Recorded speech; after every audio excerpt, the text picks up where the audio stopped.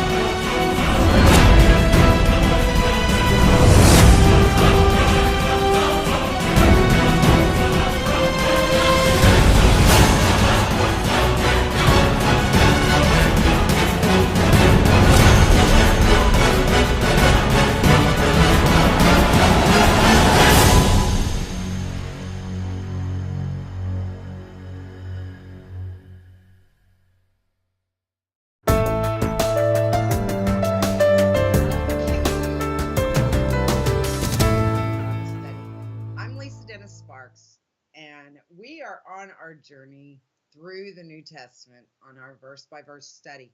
We have gone from Matthew chapter 1, and now we have gone all the way through the Gospels, through Acts and Romans, and now we are in 1 Corinthians, which at the rate we're going, I don't know, we might wrap that up here pretty quick. Hi, everybody. Welcome. Glad to see you. I want to let you guys know we are simulcast on Facebook and YouTube. Now, Troy, can you give me a signal? Are we broadcasting on the website as well? Not sure. But hi, everybody. Troy Gomes. Hello, Troy.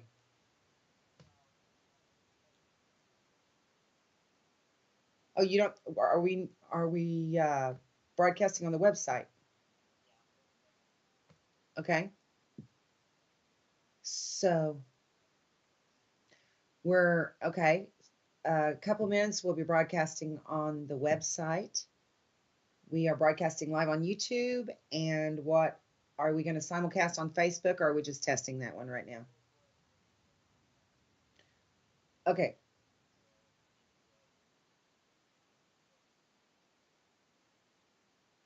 Very good. Okay, thank you. Bye. Okay, Troy says we are, he's bringing the website up. We're broadcasting on YouTube and then on the website shortly as well. And he's also testing a possibility to broadcast us on Facebook as well. So he's doing a lot of things. God bless Troy. Okay, we are in 1 Corinthians chapter 11, and we're at verse 17. Okay? Hi, everybody. I'm so glad to see you. Hi, Janine, Shirley, Kelly, Lynn, all of you. I'm so glad to see you. Glory to God. Welcome, welcome. Okay, we're in 1 Corinthians, and we had a really good study yesterday. I hope you'll enjoy it today too. It was fun last night. You know, these studies go by so fast. That's why we're going to go ahead and just dive right in. Now, hopefully, after one of the next couple of breaks, I want to get a prophecy update for you that is pretty amazing. Okay. We've got some cool events going on in the world. And so I think that would be really good information for you before we get through with today's broadcast. Let's go ahead and get into 1 Corinthians chapter 11, verse 17. Now in this, that I declare unto you, I praise you not, that ye come together not for the better, but for the worse. For first of all, when ye come together in the church, I hear that there be divisions among you. And I partly believe it. Now, what he's saying is that believers are having a really hard time getting along with each other. You know, I had a good example of this on my wall today. Sometimes people want to strive with you. Now, I let people post what they think, but if it comes to a point where they insist that I agree with them, before they stop, I can't do that. I can't always do that. If I agree, I'll say so, but if I can't, I don't want to strive with anyone. But I also am going to get thrashed if I don't agree with them, and that doesn't work out very well. And so what you do is you just refuse to strive. Okay, you refuse to strive, and you just go your own way. In verse 19, for there must be also heresies among you, that they which are proved may be made manifest among you. Now, notice, there must be also heresies among you. Remember, Jesus Christ was accused of heresy. He was accused of teaching false doctrine. He was accused of blasphemy and false teaching. Okay? So the religious establishment, if they're not standing against you the way they stood against Jesus, then you're missing the mark there. And you got to do what he did and say what he said. And if you do, you will get the same response he got, which is religious wrath. Okay? He says, for there must be also heresies among you. Now, there must be also heresies among you. You have got a lot of false teaching in mainstream religion. Okay? You're going to have people who have been raised in church all their life and they've learned it a certain way. And then when you show them what the word says and it's not the same way that they thought, they have a hard time making that transition. And the heresies, the actual heresies, are what mainstream religion teaches. Okay? Then you have, if those who stick with the word are accused of heresy because they stand against what mainstream religion is teaching. In verse 20, when you come together, therefore, into one place, this is not to eat the Lord's Supper. Did you hear that?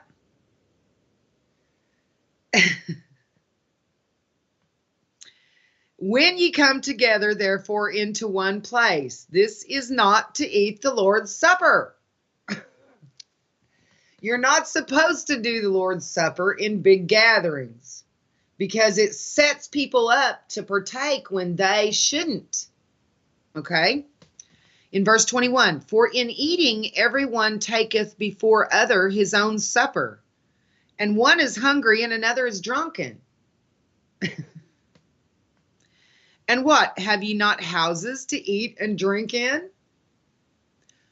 Or despise ye the church of God and shame them that have not? What shall I say to you? Shall I praise you in this?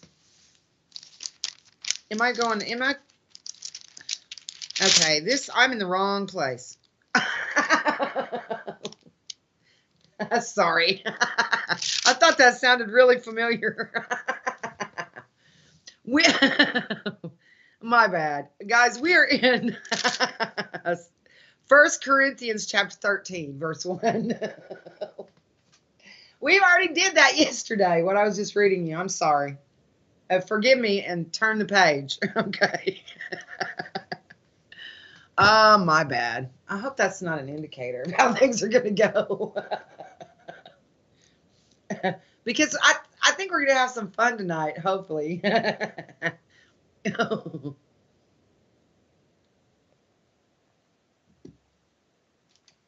Well, I don't know.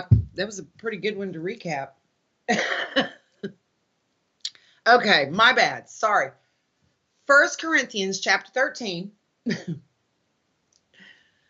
verse 1. Okay, let's try that again. Though I speak with the tongues of men and of angels, and have not charity, I am become as sounding brass, or a tinkling cymbal. And let's talk about what that means. He says, though I speak with the tongues of men and of angels and have not charity. That means where you give of yourself. Okay? I am become as sounding brass or a tinkling cymbal. He's saying if all you do is talk it, but you don't walk it, that's pointless because you're just a noisemaker in that case. You're not making any effect. But if you give of yourself, your time, your resources, your money, your efforts, then something is actually produced by it, the good fruit. In verse 2, and though I have the gift of prophecy and understand all mysteries and all knowledge, and though I have all faith so that I could remove mountains and have not charity, I am nothing. So you can have all of those other wonderful things, but if you're selfish and you do not give of yourself, your time, your money, your resources, your efforts, then it says I'm nothing. It's just a noisemaker, okay? In verse 3, and though I bestow all my goods to feed the poor, and though I give my body to be burned, and have not charity, it profiteth me nothing. So what's he saying here? So are you thinking that charity is bestowing all your goods to feed the poor? What that means is that you leave everything that you have after you don't need it anymore, and then you give to charity.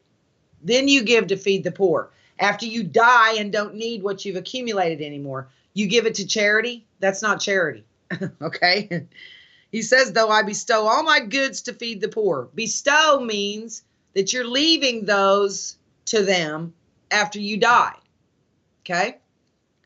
And though I give my body to be burned, let's say, you're giving up your life for Jesus, all right? And have not charity, but you don't care about your fellow man, you don't care to help the people you see in front of you that are in need, it profiteth me nothing. So it doesn't matter if you can understand the prophecies or if you can know the mysteries and all this stuff, if you're not giving of yourself to others. Charity suffereth long. Now there's many translations which take the word charity and replace it with the word love. Okay?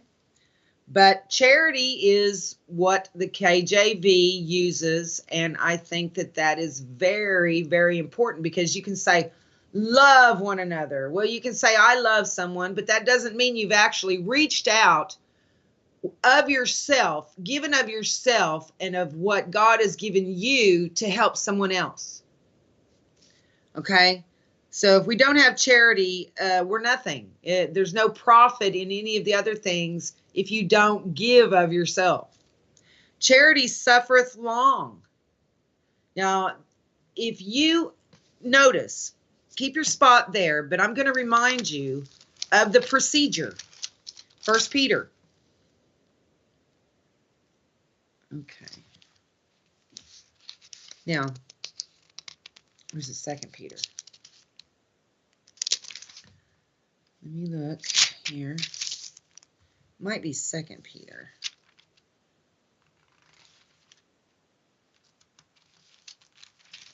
The procedure is important to understand, and this will make more sense to you.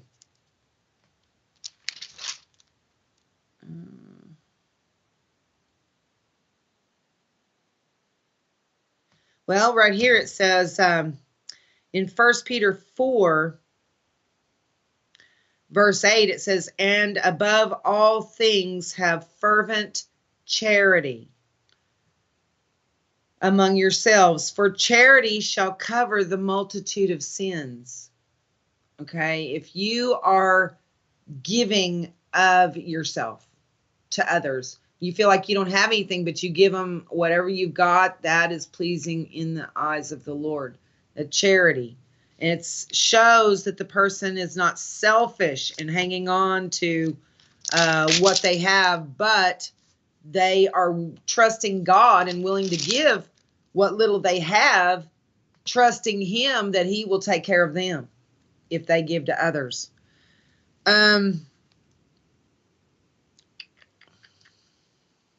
Okay. 2 Peter chapter 1. And we're going to start here. Hold your place over there in 1 Corinthians 13. But I want to bring your attention briefly to, thank you, Shirley, 2 Peter 1. It is 5 through 7. We're going to go through the procedure here real quick for believers. This is how it's supposed to work if you come to God and learn. All right. So he says in verse 5. Well, let's start at 4. Whereby are given unto us exceeding great and precious promises, that by these ye might be partakers of the divine nature, having escaped the corruption that is in the world through lust.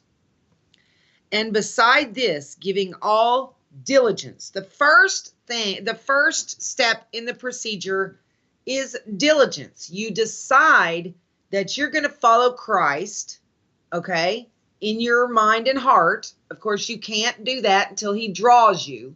But from your perspective, you've decided it, okay? You are diligence. That means your feet are set on a path where you are going to follow Christ. No turning back. Diligence. And add to your faith virtue. Virtue is obedience to the commandments. Godly living, okay? And to virtue, knowledge. As you begin to obey the commandments, the Lord will teach you more and grant you knowledge. And to knowledge, temperance. As knowledge comes, you can, the next step would be temperance. And that is a balance between you're balanced and calm when things are good, and you're balanced and calm when things are crazy and chaotic. Okay, a temperance to where you maintain a peaceful mind and spirit and calmness of spirit, whether things are blah blah blah, whether things are good or whether they're nuts. Okay, you have a balance about you. That's you develop that temperance, and to temperance, patience. As you see that obstacles are laid before you one at a time. Sometimes multiple obstacles for you to overcome. And then when you got those conquered, here comes more. Okay? Patience. You're determined to take each obstacle as it comes, resolve it by the word, and then take the next one and the next one and the next one patiently until He comes. Okay? And to patience, godliness. Now, as you become patient, through your experiences and challenges, it produces a godliness in you, which is what the word says, that we are to offer our bodies a living sacrifice, holy unto God. Okay? So godliness would then be the changes that you can see in a person as the word changes them from inside. You see obedience, you see loving kindness, you see patience, temperance, and all of those are the appearance of a godly life. And to godliness, brotherly kindness. As you walk in godliness, on the inside, you begin to develop brotherly kindness to where you care about people, okay? You're beginning to care about people from your heart. And to brotherly kindness, charity.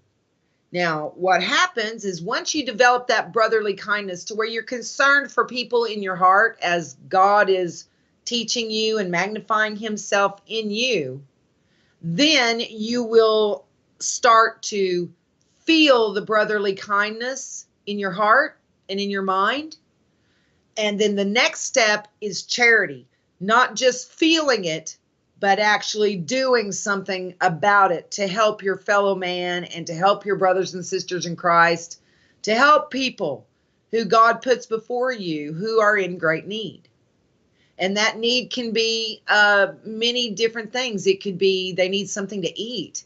That could be they need a place to live. It could mean that they need clothes. It could be that they, that they need a ride to the doctor. It could be anything. But whatever they need, are you supplying those needs? And once you do, the end of the procedure, you reach charity.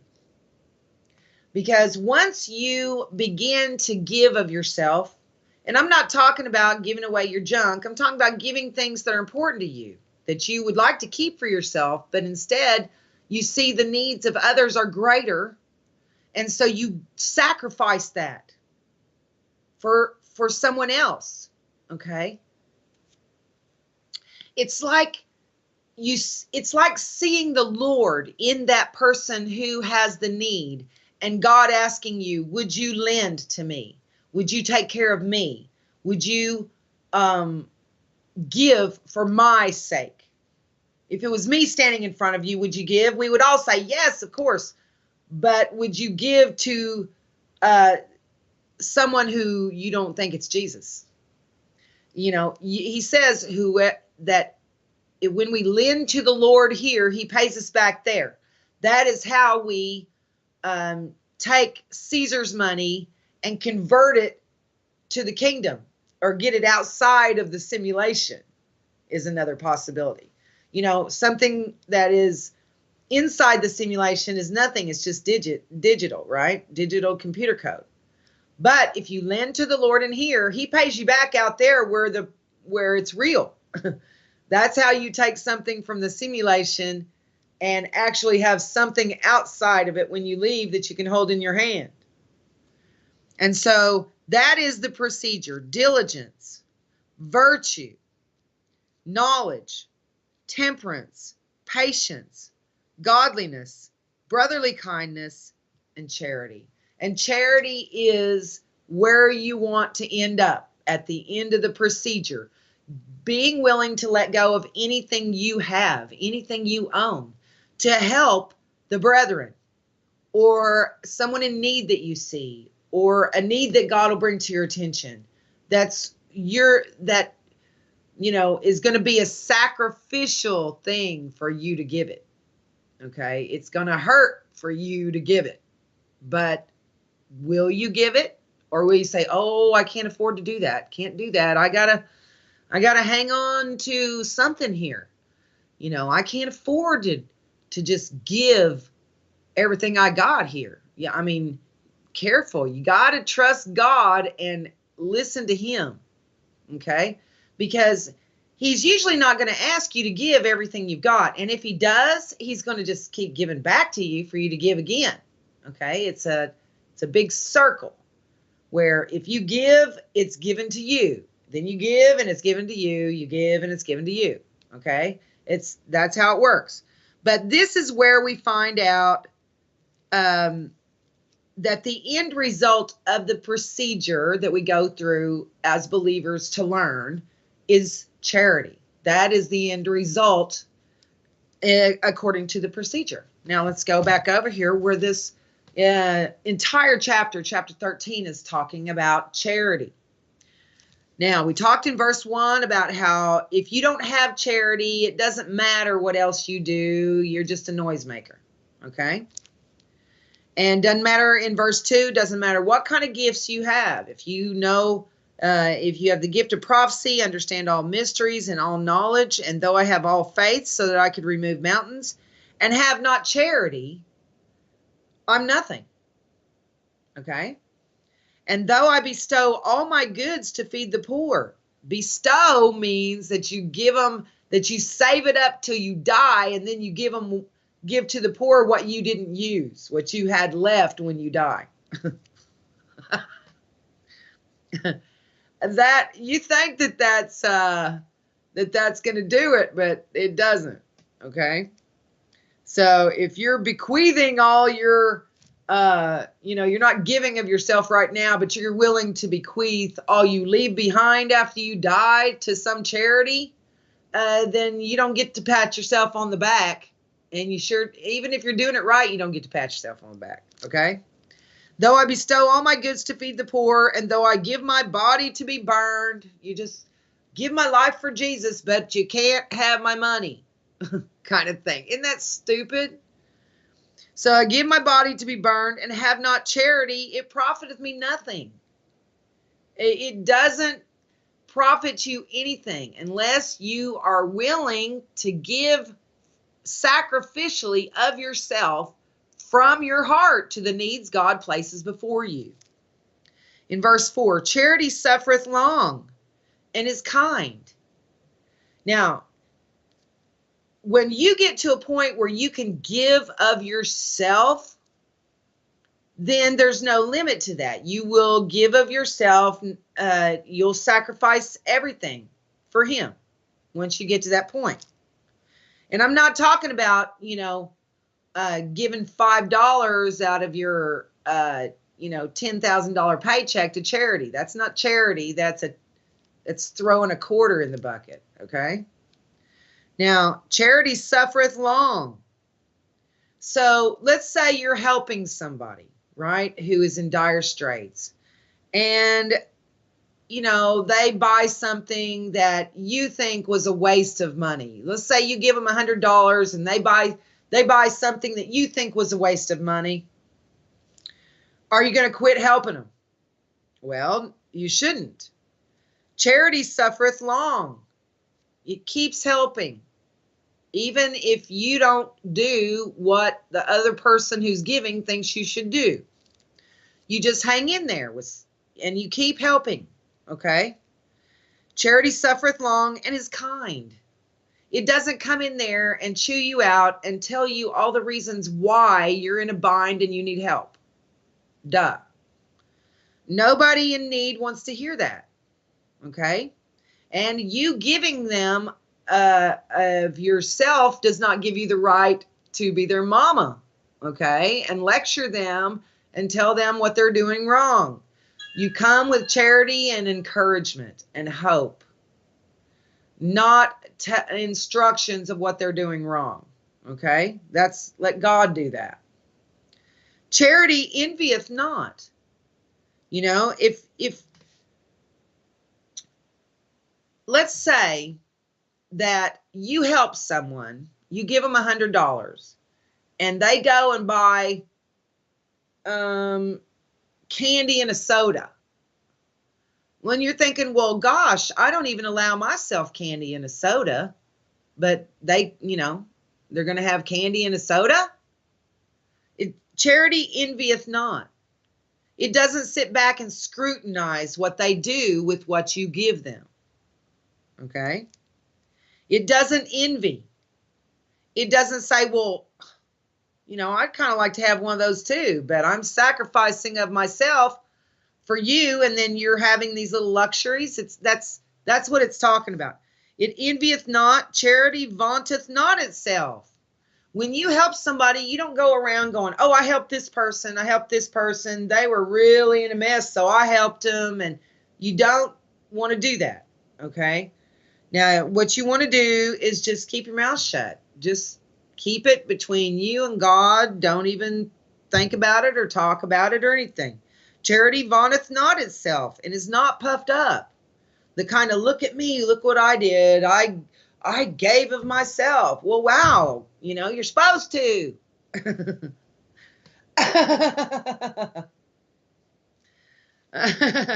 Okay, in verse 5. This is 1 Corinthians 13, verse 5. Doth not behave itself unseemly. Okay? It doesn't come and try to control people because it is giving. If somebody is in need and you give them $100, don't try to control what they do with it. So it doth not behave itself unseemly, seeketh not her own. It's not your own desires and end result that you're seeking. It's the one you're helping. Okay? So you just remain patient, continue to help them and care about them and love them, and not just criticize everything they do with what you have helped them with. Is not easily provoked. Charity is not easily provoked. If someone doesn't respond the way you give somebody $100 and they don't respond the way you want, are you easily provoked to take it back or wish you hadn't given it to them, or exert control over them with it? Charity thinketh no evil. It's just like, you know what? A person needs a hand. Whatever they do with it is their business and not mine. Okay? We're going to come back right after the break, and we'll start at verse 6 of chapter 13 in 1 Corinthians right after this.